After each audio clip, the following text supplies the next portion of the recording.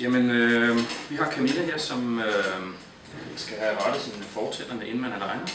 Og Camilla har i børnetandplejen fået rettet tænder tidligt med faste apparaturer og højder.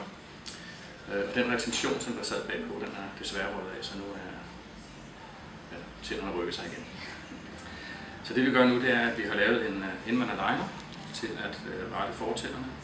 Der er en lille fortand, der er 2+ der, som er røget helt bagved, og den skal vi så have rykket fra. Vi har så fået lavet en printet model, hvorpå vi laver inden man er legneren, hvor vi har det endelige resultat, og regner med at kan lave det her på noget, der ligner en 2,5 måned.